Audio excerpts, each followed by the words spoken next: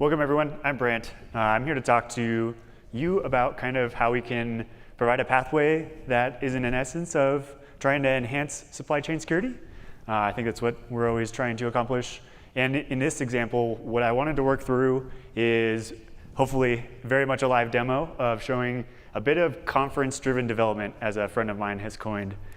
Something that doesn't exist today in these projects that I would love to kind of prototype and show for you today, and then get pushed back upstream via proposals and code changes. And so what we're going to talk about is kind of the better together story of Zarf and GUAC. I'm going to talk about what those are, but the first thing that I really want to do is kick off a little bit of things deploying in the background, because this is a very short talk, and deploying those things takes up a majority of that time. So just to be a little dramatic, we're going to turn off Wi-Fi. We have no internet here. We're going to ping, I realize this is probably very small. Public DNS, we have no internet connectivity, wonderful. Next step, what we're going to do is, if I can drag this down, run a quick script, and what it's going to do, I'll try and make that larger, is it's going to create a kind cluster really quick. We need a Kubernetes cluster for this example. It's going to initialize the cluster with the Zarf infrastructure, which is an internal registry and an agent. I would love to talk about all of the goodness that is just in that. That takes more than 20 minutes by itself. But this is essentially an air-gapped Kubernetes cluster. We want to deploy a registry in there. And this is a really fun part of how do you pull a registry image if you don't have a registry to pull the registry image from. Funness that is solved with that line right there. And then the last thing after that is we want to deploy the air-gapped GUAC deployment. And so because those things take some time, I'm going to run that in the background and then talk through some slides and come back, and we can look at the actual fun that occurred and do one more piece to demonstrate the live demo. So that's going to kick off. I'm going to go back to slides. And so today's talk, kind of what are Zarf and GUAC, quick high-level elements, benefits of disconnected design. Yes, Zarf optimizes for the air gap. GUAC can be deployed there. There are constraints to all of this, but why might you want to follow these patterns for your connected environments?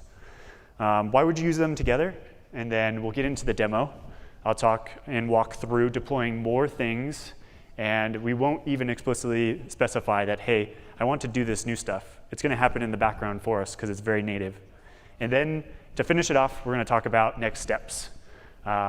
This was very much a prototype for the conference, and so there are still things we need to do in order to ensure that this makes it all back upstream.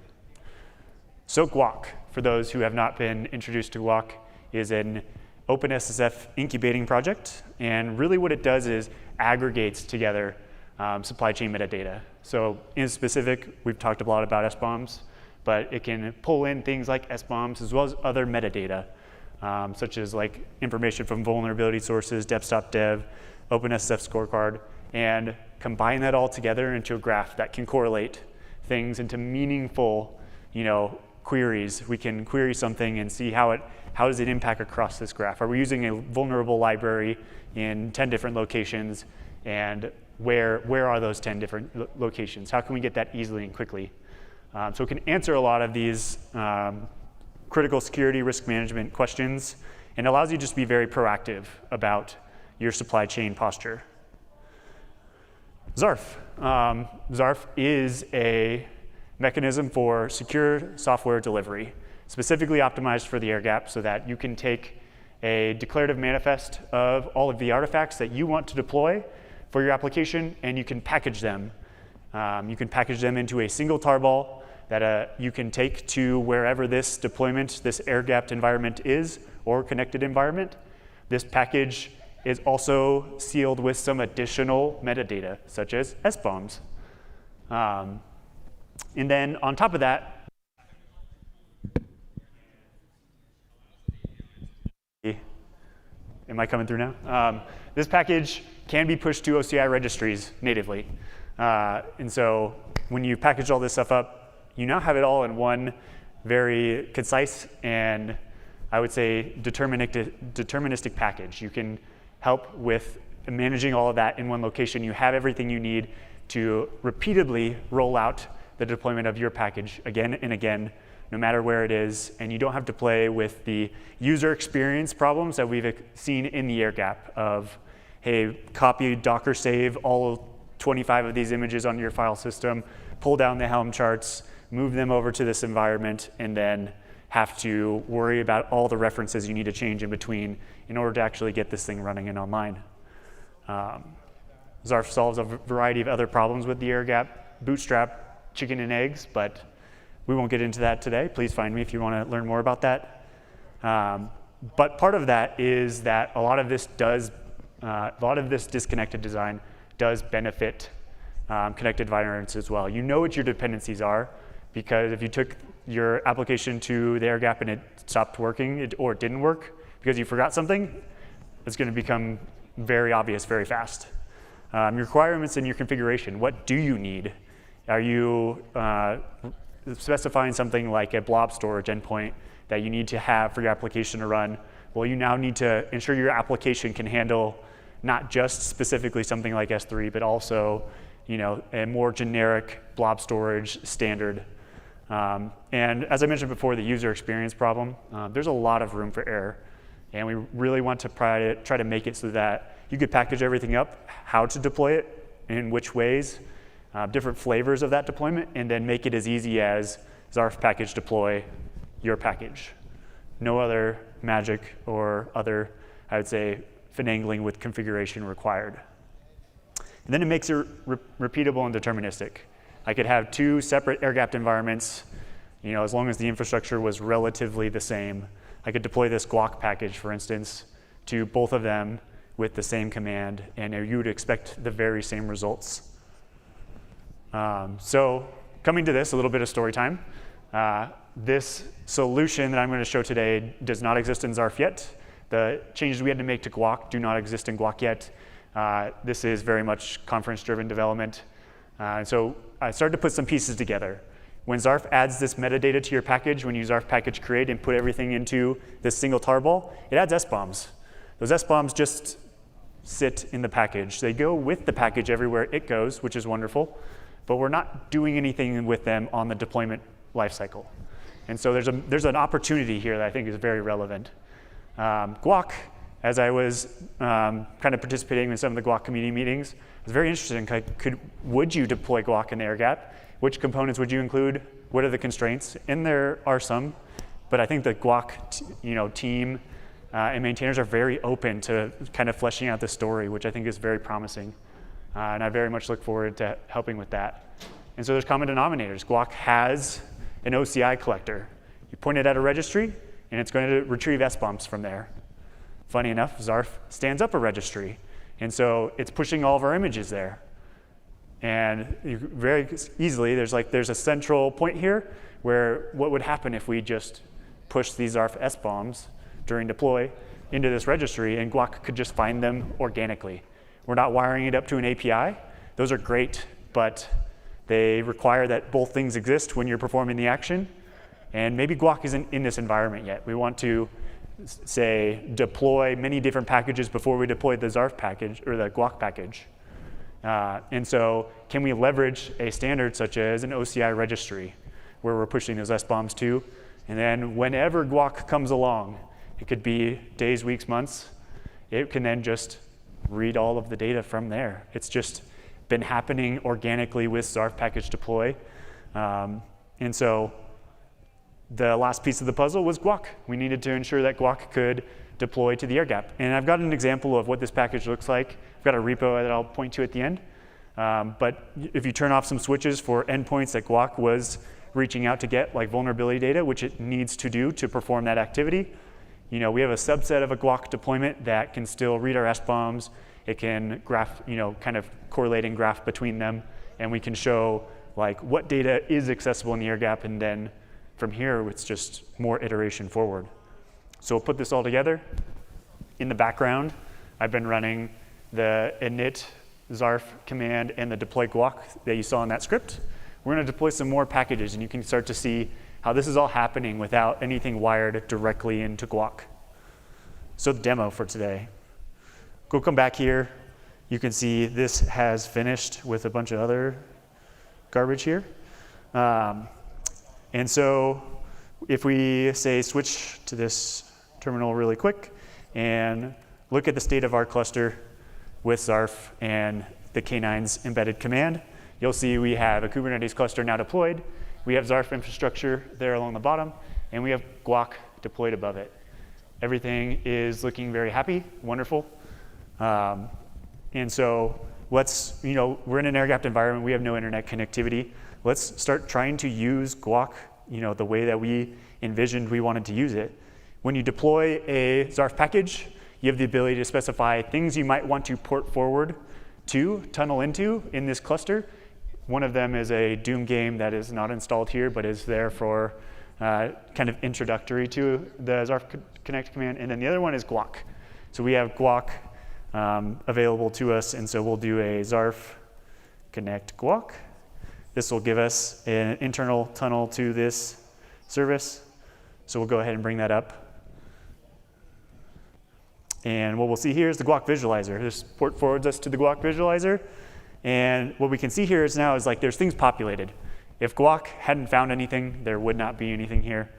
But there is things here. This is, albeit probably a little hard to see, but we have GUAC. We can start to then look at other things. In particular, let's just look at like Zarf.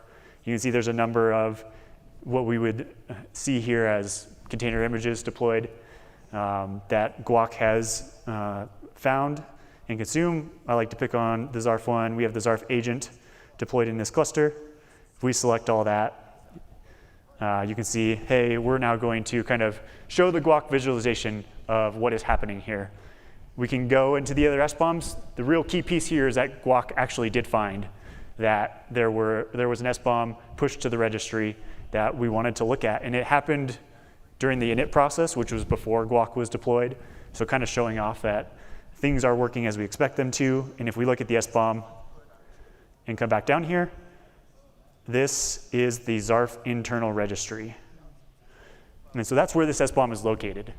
I'll talk some about the constraints for those of you who are going to notice the .SBOM at the end there. But for the sake of like really what we wanted to try to accomplish during this exercise was to say, okay, well now that we've done this, we're not adding any special flag to Zarf. Maybe we will. Maybe there's still open for discussion on like how this works. But we want to just kind of make it native to the process of Zarf delivering all the other artifacts. Let's deliver the SBOM to this registry so that there's kind of a well-versioned historical record of the SBOMs and the things that have been deployed internal to this air-gap cluster. So I have another package available if we look at the kind of the packages I've pre-built for this air-gapped environment. Again, those take time when on your connected side so that you have them available on your disconnected side. We can do a Zarf package deploy, and we'll pass in this time. Let's go. Zarf package deploy packages. Zarf package pod info. Pod info is not currently deployed in this cluster. So we'll do a quick confirm there. This is going to run, for those who haven't seen like Zarf deployments happening in real time, we push all the images into the internal registry. We deploy the Helm chart. We don't have to mess around with any of this. Let's change the image references in the Helm charts because we have a mutating webhook inside there. I'd love to talk more about that as well. But this is completed. And if we go back and look at our cluster here, you can see pod info from OCI. Pod info is deployed. Wonderful. So we're deploying our mission applications, the things that we want to deploy in order to accomplish whatever we're trying to accomplish, our platforms, et cetera. And so if we go back, something that we'll see different from the previous, and I'll probably need to refresh here really quick, is that if we come back into where we were looking at container images before, there's a new one, right? And so things are just getting updated. GUAC is able to ingest that something new is in this registry, and hey, I want to bring that in. I want to then be able to visualize it and or make it available for queries.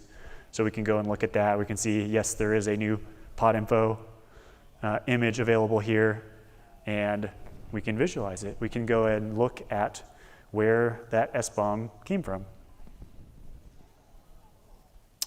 is located in the internal registry.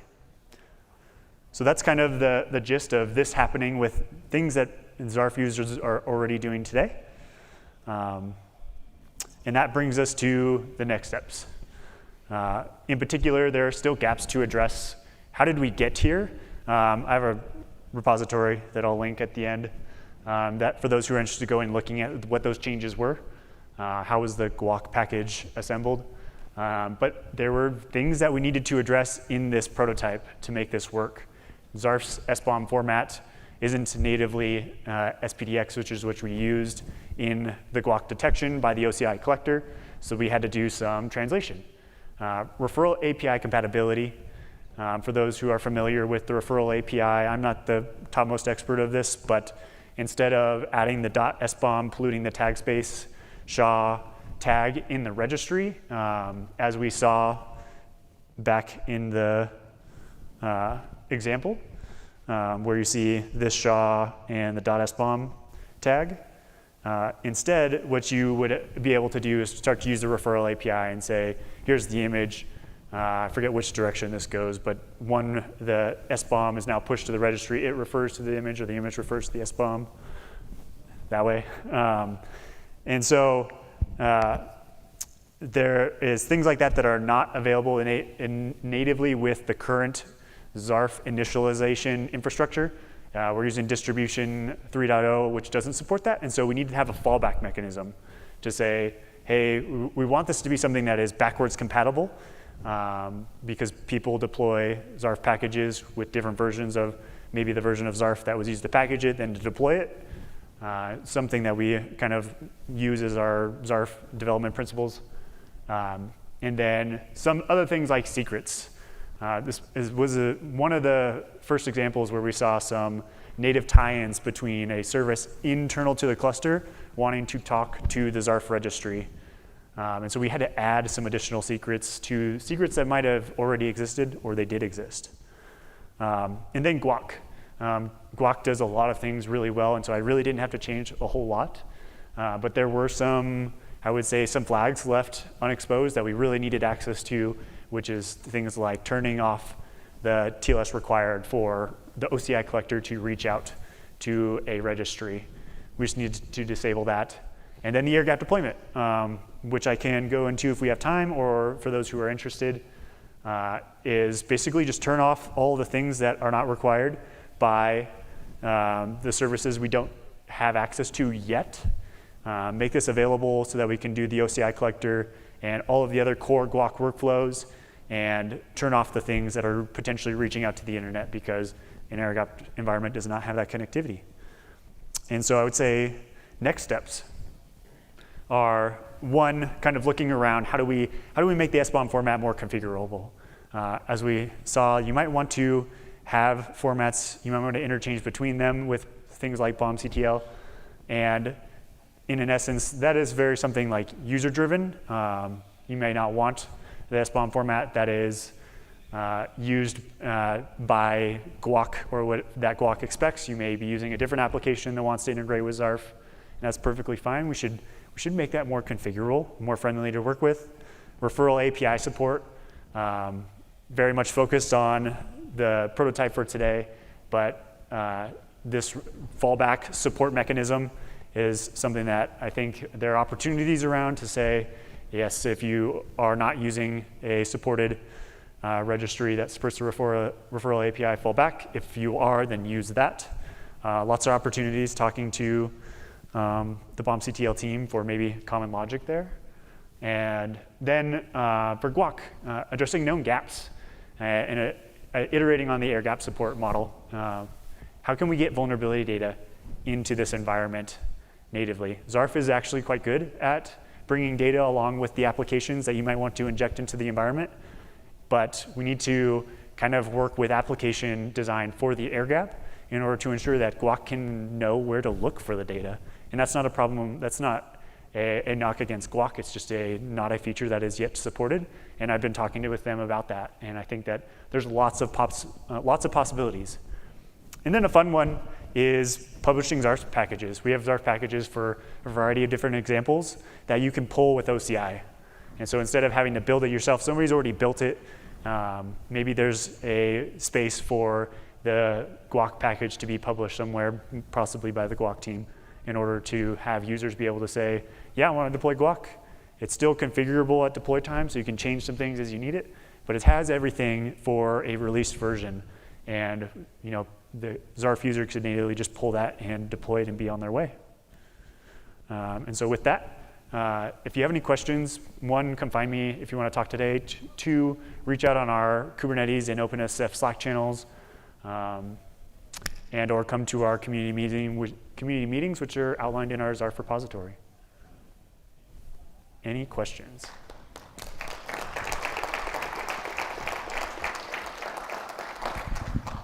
Anyone with questions? Yes. What secret platforms have been most common in the air-gap environments that you're seeing and plugging into? Can you elaborate just really quick before you get that up? Yeah, we're talking like Hashi Vault, are these like native secrets in Kubernetes, or like what sort of platforms are you pulling secrets from for this model? For this model in particular, it actually doesn't need too much in order to work. There's a longer story to tell around how we bootstrap a registry when there's no registry to pull a registry image from. But when we have this registry sitting in the cluster and we want to allow any namespace to pull images from that registry and get access to it from a read-only perspective, there's a secret that is injected into each namespace. And that secret just contains the auth required to get into the registry. And the thing that we had to modify about it in particular is we weren't expecting to maybe hit the Zarf Docker registry .zarf.cluster.local service whatever endpoint. And so that just had to be added as one more configurable item.